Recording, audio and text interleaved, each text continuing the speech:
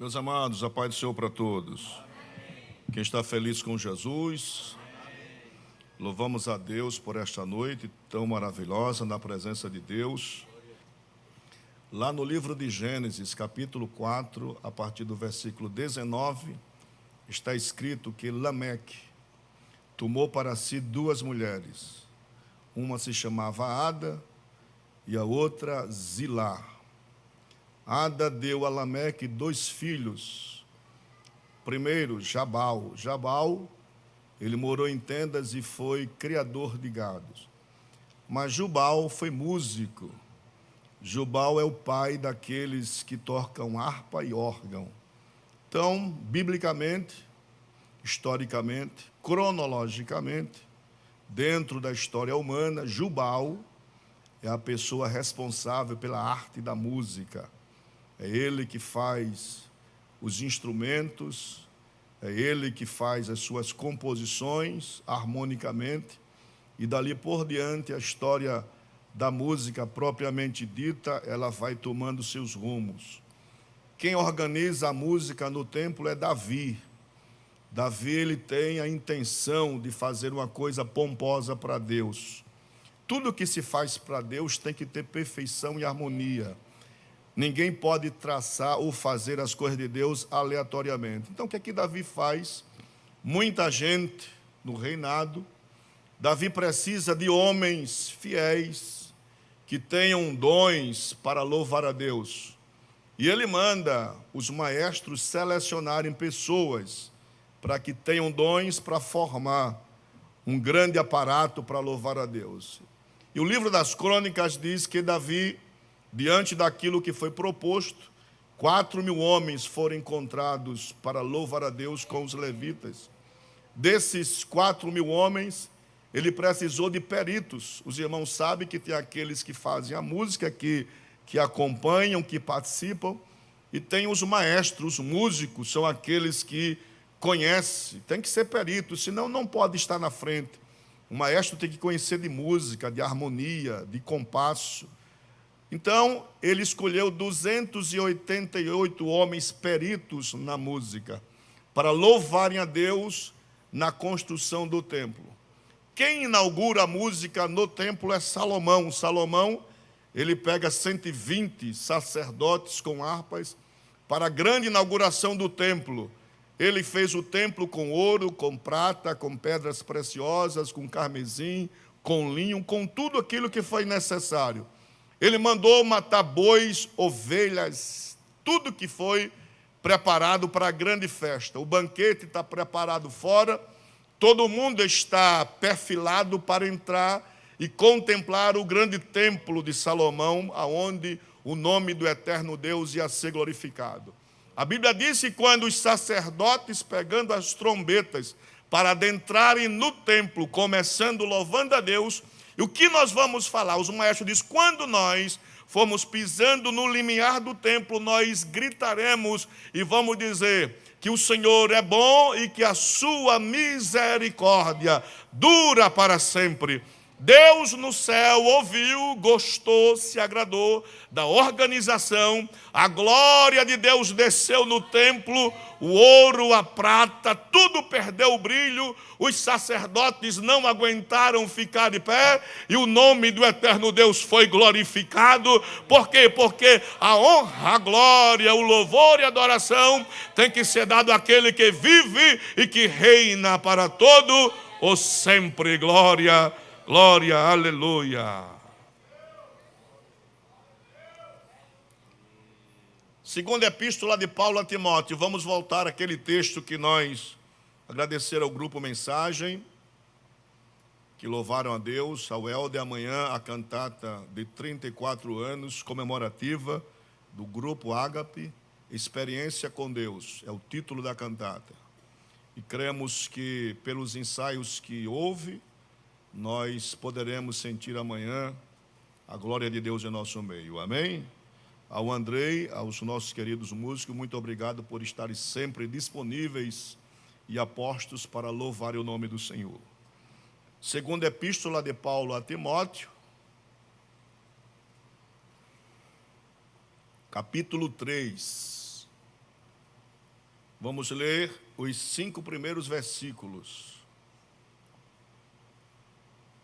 Segunda epístola de Paulo a Timóteo, capítulo 3, os 5 primeiros versículos. Todos acharam? Amém. Sabe, porém, isto, que nos últimos dias sobrevirão tempos trabalhosos,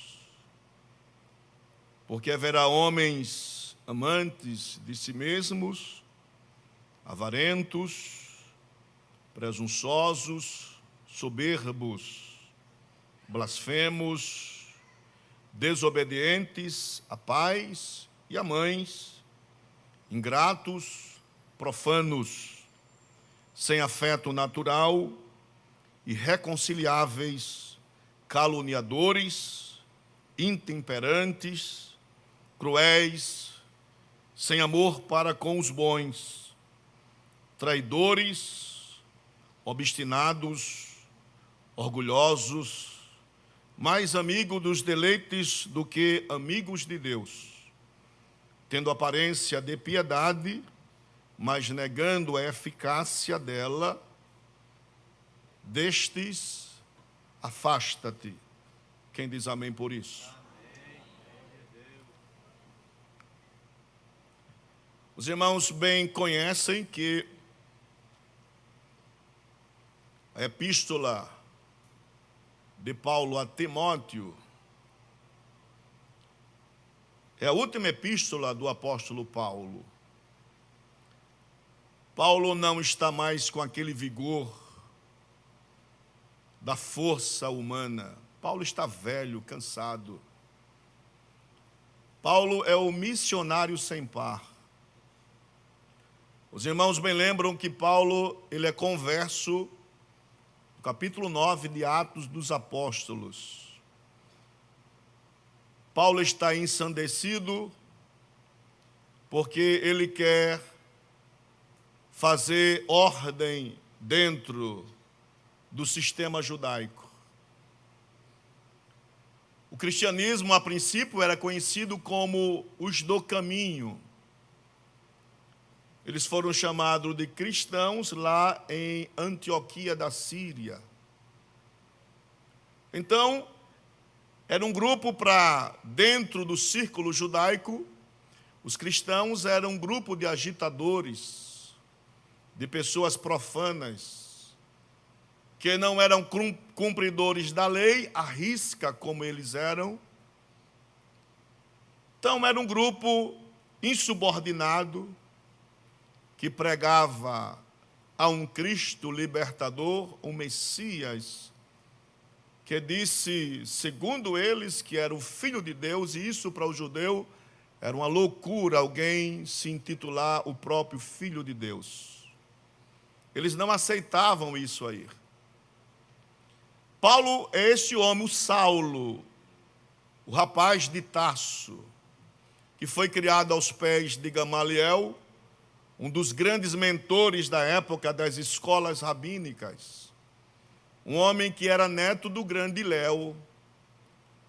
E aí Paulo, ele está disposto a não somente buscar os cristãos, mas colocar ordem na casa. E ele tem uma empáfia muito grande, porque ele é zeloso. Ele tem o orgulho de dizer que dentre os da sua idade, ele era o mais ortodoxo. Ele cumpre letra por letra da lei de Deus. Se é para matar, mata. Se é para castigar, castiga. Se é para prender, prende. Não tem conversa. Paulo é desse jeito. E ele, para mostrar a sua habilidade e o seu zelo religioso, ele pede carta aos sumos sacerdotes e aos do Sinédrio para buscar aqueles que estão em Damasco. Porque ele soube as notícias, elas espalham-se, e agora ele vai colocar ordem. Qual o pensamento de Paulo? Vou lá, eu vou trazer crianças, velhos, homens, mulheres, não importa. quem se autodenominar cristão vai ter que vir comigo. E eu vou trazer. E aquilo para Paulo era um troféu. Ele se prepara para isso. É o que acontece dentro do cenário contemporâneo da humanidade. Os homens se preparam, se armam, se reúnem para traçarem planos mirabolantes, cruéis, diabólicos. Para quê? Para impedir a marcha de um povo que celebra um Cristo, que é o doador da vida, aquele que é o Messias esperado, aquele que derramou seu sangue puro, carmesim, no Calvário, aquele que, não olhando o que passou na vida para trás, diz que aqueles que estão nele se tornam nova criatura. E é esse o assunto da Bíblia, do perdão, da justificação de pessoas que não importa o que elas sejam que façam, mas no dia que elas aceitam a Ele como único e suficiente Salvador, tornam-se uma nova criatura na presença dEle. Glórias a Jesus. E Ele garante o acesso supremo a que nós possamos estar na glória com Ele um dia, glorificando o seu santo e eterno nome. Paulo é este homem que vai buscar os cristãos em Damasco. Eu já falei aqui que a distância de Jerusalém para Damasco, 270 quilômetros. Damasco é uma das cidades mais antigas do mundo. E ele está com o intuito de fazer o que quer fazer. Mas Cristo aparece para ele no caminho. E ele não aparece como aquele Cristo que estava na cruz pendurado entre dois salteadores. Ele aparece no fulgor da sua glória. E o brilho é como o sol quando sai na sua força. E ele cai por terra. E ele perde a visão. E uma voz disse: eu sou Jesus, a quem tu persegues. Glória a Jesus. Dali por diante, Paulo não é infiel mais com a visão celestial. Porque quem conhece a Cristo, quem teve o encontro com Cristo, as coisas velhas passaram e ele não pode ser infiel à visão que recebeu, a revelação da palavra de Deus. Quem está em Cristo, nova criatura é. Quem é nova criatura, levanta as mãos e louva o nome do eterno Deus.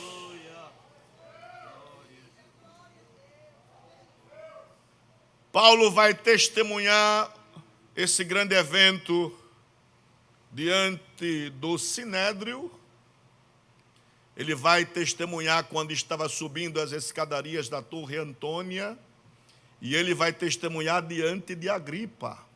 Agripa disse: Paulo, por pouco tu me não convences a ser cristão também. Por quê? Porque as palavras de Paulo são palavras de conhecimento sobrenatural de Deus. Glórias a Jesus. Paulo é o desbravador do Evangelho. Paulo é o grande missionário. Paulo fez 3 grandes viagens missionárias. Na primeira viagem missionária, Paulo conhece um jovem chamado Timóteo, no capítulo 16 de Atos dos Apóstolos. Timóteo é aquele menino que foi criado. O pai dele é um grego, a mãe uma judia, a Bíblia diz crente. A sua mãe é Eunice. Eunice cria Paulo no temor de Deus, nas sagradas letras. A sua avó é Lóide. E Lóide é aquela avó, a avó coruja, que a mãe ensina e ela enverga o prego. A lei é essa, Paulo. Cresça assim. Porque Lóide sabe, Eunice sabe, que aqueles que são criados dentro dos princípios da palavra de Deus, há uma recompensa de bênção para estas pessoas. O que Deus quer de nossas vidas? Que obedeçamos a sua palavra, que honremos seus princípios, seus estatutos, para que nós possamos ser prósperos na presença dEle. E ela conhece isso aqui, e ela é taxativa. Olha, meu filho, é assim. Timóteo vai se desenvolvendo. Todo mundo percebe em Timóteo que ele tem uma tendência, que ele tem uma chamada de Deus na vida. Quem tem chamada de Deus, irmão, o mundo pode rodar todo, mas no dia certo, Deus vai colocar você de frente com alguém que vai entender a sua chamada, vai entender que você tem coisa diferente. E Paulo olha em Timóteo e vê nele um jovem diferente. Timóteo é tímido, Timóteo tem problemas do estômago, Timóteo é aquela pessoa meio assim. Aí quando Paulo escreve a sua segunda epístola a Timóteo, diz: olha, Timóteo, eu quero que você reaviva o dom que há em ti. A palavra reavivar que Paulo usa para Timóteo é alguém colocar carvão dentro do fogo, ou seja, você coloca e você abana. Quando eu ia para a matriz de Camaragibe, lá na casa da minha avó, uma casa muito simples, mas tinha um fogão de barro, e ela dizia: meu neto, coloca aí o carvão. Eu colocava, e eu dizia: avó, não tem fogo. Não, você tem que abanar. Eu pegava um abanador desse tamanho, bem grandão, e eu começava abanando, daqui a pouco o fogo pegava, e era uma coisa boa. Paulo está dizendo a Timóteo: o carvão está lá da lenha, colocado no fogo, agora quem tem que abanar é você, Timóteo. Se você abana, o fogo cresce, e Deus faz coisa grande na sua vida. Glória a Jesus.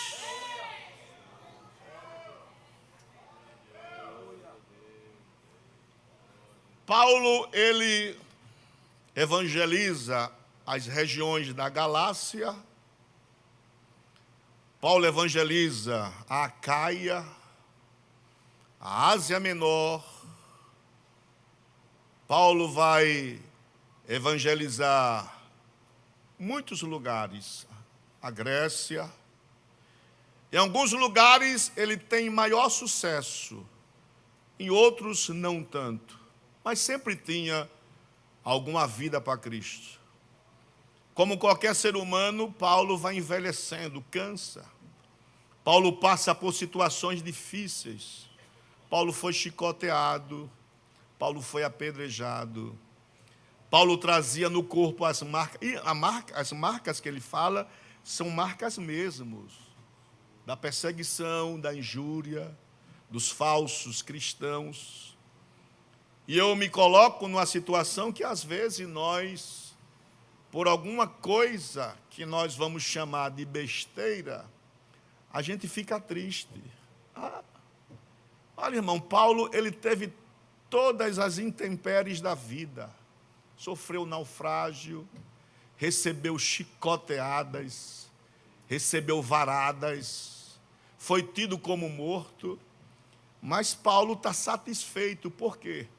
Porque Paulo sabe que o sofrimento que ele tem não se compara ao que Cristo pagou na cruz do Calvário. Aquilo para Paulo é pedagógico.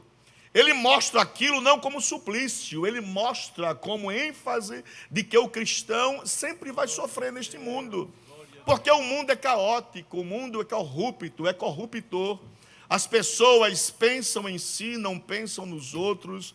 O mundo está louco, de cabeça para baixo, em polvorosa. As pessoas estão estressadas, ninguém se entende. Se você conversar com o povo, é problema na família, problema na rua, problema com o vizinho, problema no trabalho, na universidade, é problema na igreja, é tanta coisa. Até na igreja tem problema, irmãos. E as pessoas perguntam: e aí, vamos viver dessa maneira? Não, irmão. Essas são as marcas do cristão. Porque quem se encontrou com Cristo, Paulo está dizendo: olha, no dia que eu me encontrei com Ele, eu nunca mais quis deixar Ele. Por quê? Porque ele disse: eu estou acorrentado como escravo e sou levado cativo, porque a minha vida não vivo mais eu, a minha vida é Ele que vive em mim, é Ele que fala por mim, é Ele que trabalha por mim, de sorte que Cristo seja reconhecido e que eu possa entregar a minha vida por amor a Cristo. Glória a Jesus.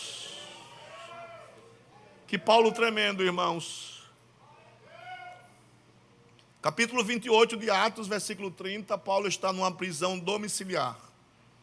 Eu já falei aqui que o imperador colocou a guarda pretoriana, alguns soldados. A pretoriana era uma guarda especial de 16 mil homens, e o imperador escolheu alguns generais, oficiais, para tomar conta de Paulo. Uma prisão domiciliar, que ele podia receber visitas, que ele podia ter um certo limite de andar, até aí tudo bem. Mas a segunda prisão é diferente. Paulo está em Roma, aprisionado. O imperador manda colocar Paulo na prisão Mamertina, uma prisão chamada Cloaca daquele lugar, o lugar de dejetos. Existiam encanações ali, veios que fizeram, aonde as pessoas desciam fezes, urina, um lugar insalubre, terrível, mal cheiroso. As pessoas pegavam tuberculose, lepra, feridas terríveis. Muitos já saíam semi-morto até esperar o dia do suplício final. Mas Paulo não está preocupado com isso, não. Paulo, enquanto está preso, Paulo vai escrever a epístola a Timóteo, porque ele vai morrer e a geração póstera precisa aprender que esta palavra aqui, ela é verdadeira. Isso aqui é um tesouro. Isto aqui não é filosofia.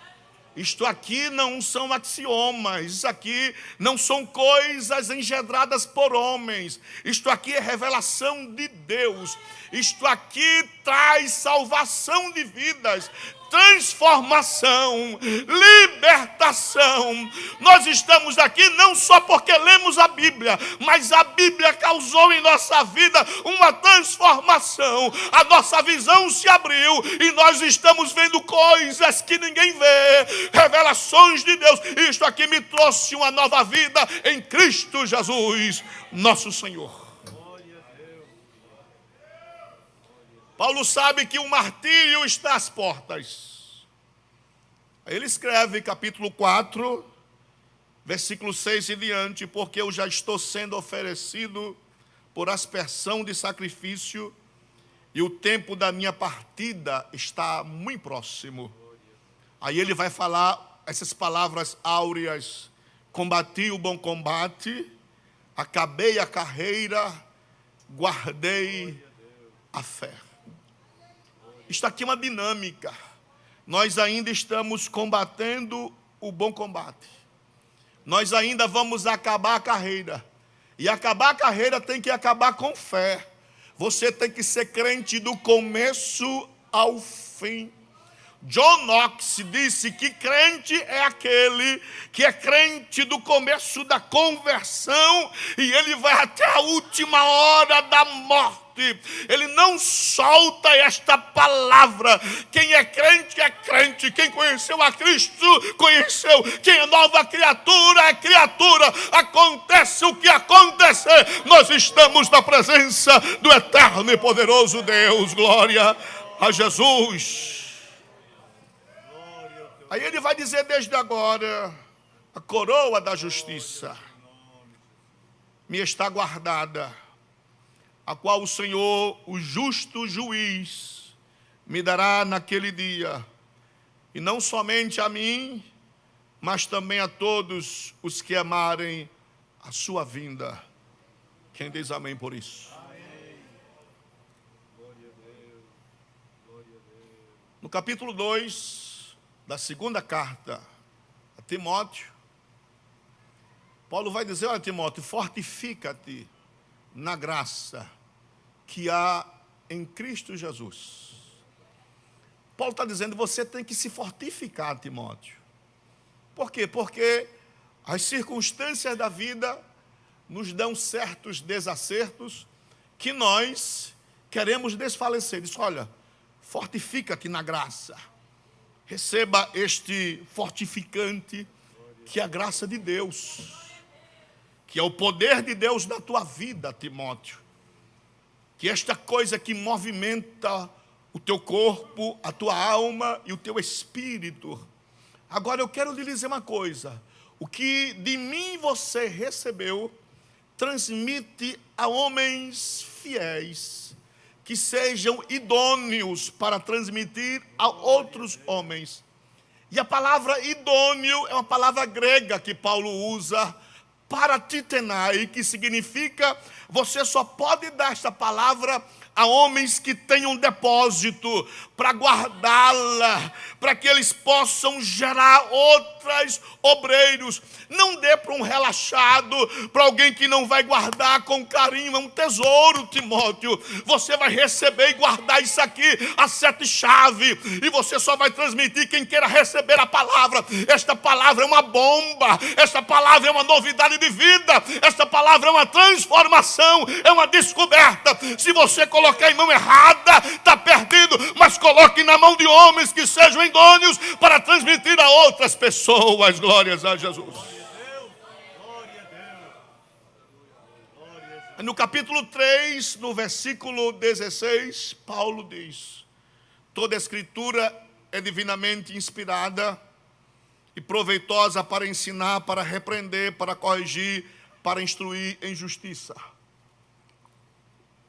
Os irmãos lembram que o escritor aos Hebreus, no capítulo 4, versículo 12, diz: porque a palavra de Deus é viva e eficaz, e é mais penetrante que qualquer espada de 2 fios, e ela vai até a divisão da alma e espírito, e ela é apta, ela é eficaz para discernir os pensamentos e intenções do coração.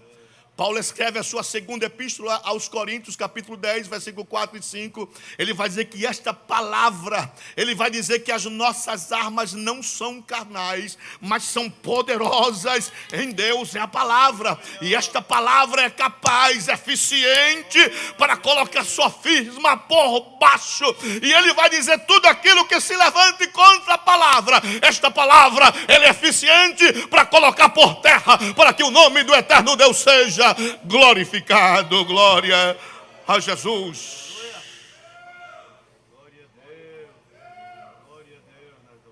Aí no capítulo 2, versículo 15, Paulo diz: procura apresentar-te a Deus aprovado, como obreiro que não tem de que se envergonhar, que maneja bem a palavra da verdade.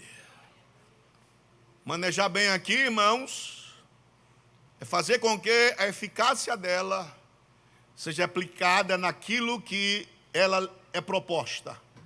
E qual é a proposta da palavra de Deus?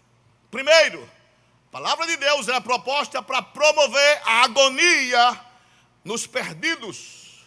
Quando você pregar alguém que não conhece a palavra de Deus, tem que se corroer por dentro e dizer: eu estou errado, eu preciso de Cristo, eu tenho necessidade de Cristo. Se eu morrer sem Cristo, eu estou fadado aí para o inferno. Mas esta palavra, ela é poderosa para me dar vida e vida com abundância. Glórias a Jesus. Aí no capítulo 3, Paulo vai falar de dias difíceis,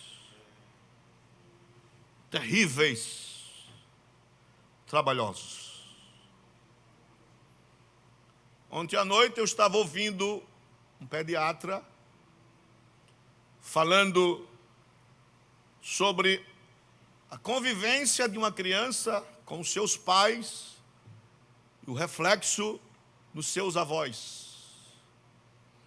Qual a potencialidade dos avós na criação das crianças?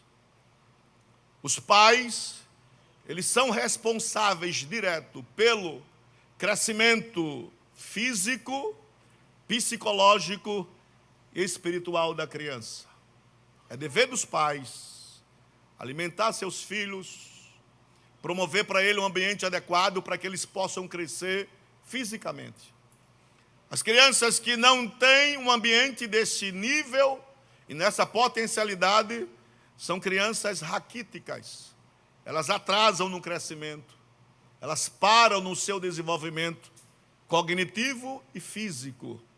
Então, quando a criança está num ambiente favorável para isso, ela vai se desenvolvendo, ela vai crescendo, ela vai tomando a forma necessária. E aí, ele falou que os avós são aqueles atores coadjuvantes que não são os principais do evento, mas são pessoas que estão trabalhando conjuntamente com os pais. E o que é isso, irmãos? Timóteo é aquela criança que foi criada principalmente com a mãe, e a avó teve uma participação não tanto direta, mas uma participação efetiva na vida de Timóteo. É esta palavra aqui. Aí Paulo dizendo a Timóteo que todos aqueles que manejam bem a palavra, eles têm que se preocupar com ela, para que ela tenha uma aplicação necessária. A você, professor de escola bíblica dominical, a você, pregador, a você, ensinador, você não só pode ler a palavra, mas você tem que fazer com que a aplicação dela ela seja eficiente. Na responsabilidade, no carinho. Charles Spurgeon, o Spurgeon vai dizer que há uma necessidade daqueles que manejam a palavra de comê-la diariamente. E ele vai dizer, coma a sua palavra, volte a comer, coma novamente. Como aquele bichinho que entra num livro, que vai furando o livro todo até a última capa. Você tem que comer a sua palavra, capa, folha, folha. Por isso que Isaías disse, no dia que eu encontrei a tua palavra, logo eu comi ela. Ela entrou em mim e me deu potencialidade para que eu pregue esta palavra. Glórias a Jesus. Paulo vai dizer, mas nesses últimos dias são dias difíceis. E como são difíceis? Nunca se falou em tantos problemas no mundo, irmão. Nunca se falou em tantos problemas. Primeiro, dentro de casa, da família. O número de divórcios, perderam-se as contas no Brasil. Foi, não foi um divórcio, foi, não foi. Vira uma coisa singular, uma coisa sem muito significado. Parece-me que o casamento é um contrato social, que você faz, se der certo, tudo bem, se não der, a gente para um lado e um para o outro. Problemas sérios, problemas no relacionamento de pais e filhos. Filhos que não compreendem pais e pais que não compreendem filhos. Aleluia. E hoje eu disse para minha esposa, eu estava com ela, nós já estamos ficando bem mais velhos, nós não somos aquele jovem do passado. E eu sentei 5 horas com ela para tomar o café da noite, eu tomo café cedo, 5 horas. E eu disse para ela, nós somos felizes demais, porque nós temos os nossos filhos na casa de Deus, nós temos uma família que está coesa, e nós estamos abençoando e sendo abençoados por eles.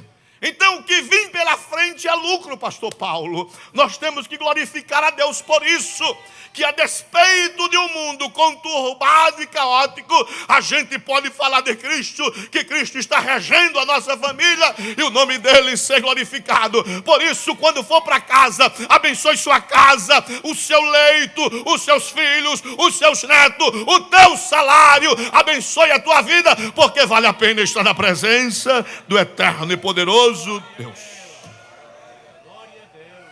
Mas dias difíceis, trabalhosos, as pessoas não se respeitam mais, as pessoas estão perdendo o sentido da vida. Essa semana eu ouvi um professor da PUC, e ele é um professor, ele não advoga para si alguma religião, alguma coisa, mas uma palavra que me chamou a atenção. O que ele fala? Ele diz que a filhinha dele, com 4 anos, descobre que ela tem a síndrome de Kawasaki. Uma doença, se ela desenvolve, mata rápido. E ele está lutando, e um dia a menina está hospitalizada, e ele disse que, falando com Deus, como ele falou, ele disse, por que eu não estou no lugar da menina? Eu já vivi muito, então eu deveria estar no lugar dela. Ele disse, por que eu não posso estar no lugar dessas outras crianças que estão sofrendo aqui? E a menina, com os tratamentos, passou pelo aquele problema todo, a menina cresceu. Quando a menina cresce, ele vai entender que o amor é maior do que a vida.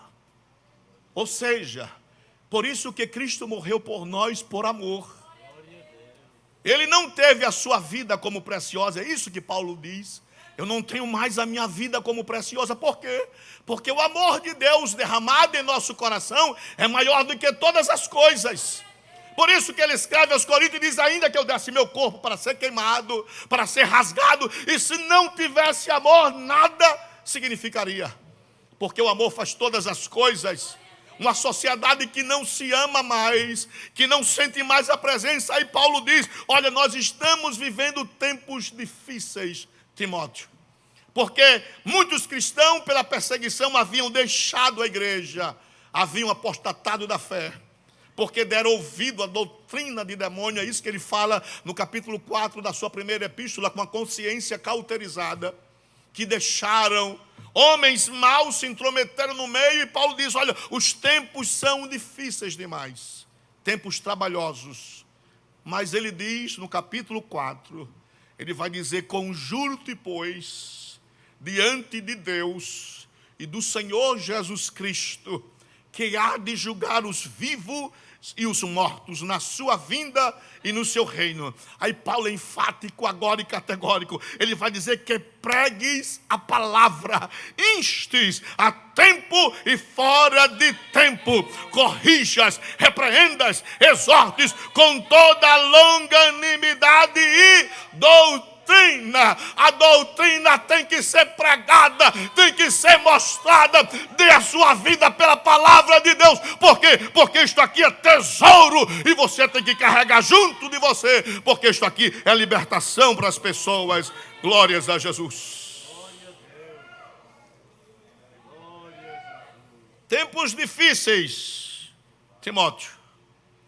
Agora ele vai dizer por que são difíceis. Porque haverá homens amantes de si mesmos, que só pensam em si, não pensam nos outros, avarentos, presunçosos, que acham que são melhores do que os outros, soberbos, blasfemos, desobedientes a pais e a mães, ingratos. Nós estamos vivendo uma época de ingratidão. Que bom que o maestro Josué recebeu as devidas homenagens. Por quê? Porque o grupo aprendeu alguma coisa. Não cai do céu as coisas. Houve tempo, houve negação de muitas coisas para estar presente. Chovendo, fazendo sol, perdendo tempo, ganhando tempo, fazendo alguma coisa para que alguém cresça, que alguém aprenda, que alguém se desenvolva, saiba outra coisa diferente.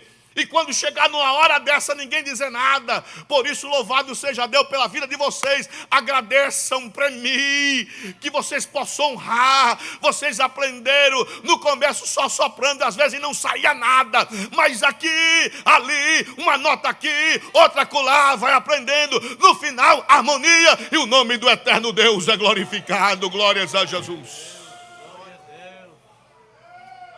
Ingratidão. As pessoas não agradecem as coisas. Filhos não agradecem aos pais, que criaram com tanto esforço, que renegaram a si mesmo. Eu me lembro que muitas vezes meu pai e minha mãe deixavam de comprar roupa no final de ano para comprar roupa para a gente, porque são os filhos. Eles já tinham gozado de muitas coisas na vida, e os filhos precisam. Filhos não entendem, eles precisavam. E eu via muitas vezes meu pai comprar para nós e negar-se a ele, a minha mãe. Mas hoje, meu pai tem 86 anos, eu não tenho mãe mais, eu perdi minha mãe faz tempo, mas o meu pai tem 86 anos, e quando eu chego na casa do meu pai, eu dou beijo nele, eu agradeço a ele, eu ligo para ele, porque é meu pai, ele me criou, ele me deu educação, por isso que eu tenho que ser grato àquilo que meu pai fez comigo. Glórias a Jesus.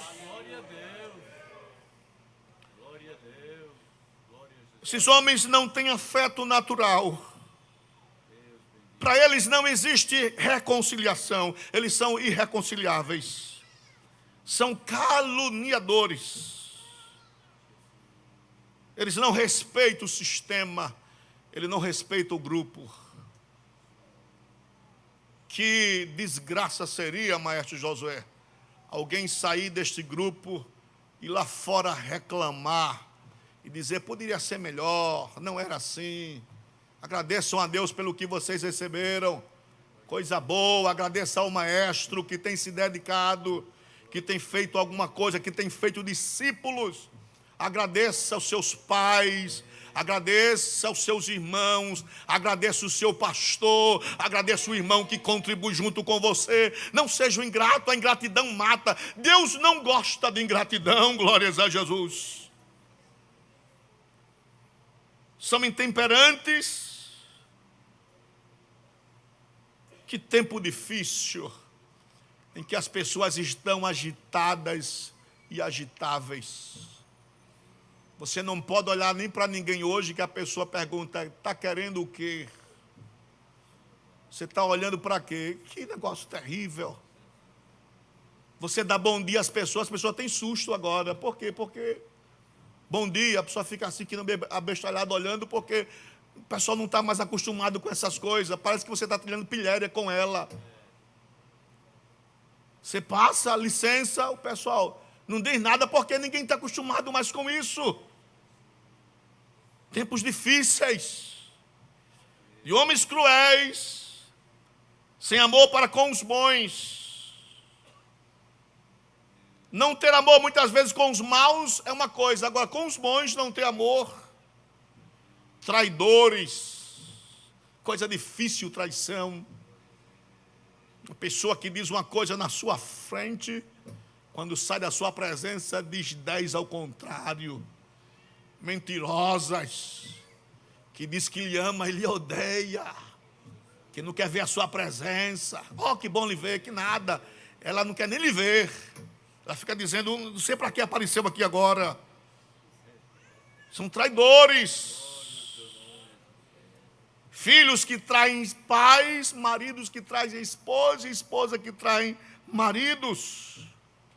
Obstinados, orgulhosos, mais amigos dos eleitos do que amigos de Deus, tendo aparência de piedade, mas negando a eficácia dela. Aí Paulo diz, destes, afasta-te. Aleluia. Glória a Jesus. A Bíblia diz que as más conversações corrompem os bons costumes. Ande com quem presta. Quem anda no mesmo caminho que você anda, ande com essa pessoa. Paulo diz, destes, afasta-te dele, porque você vai ter prejuízos e você não vai glorificar o nome do eterno Deus. Quem diz amém por isso? Glória a Jesus.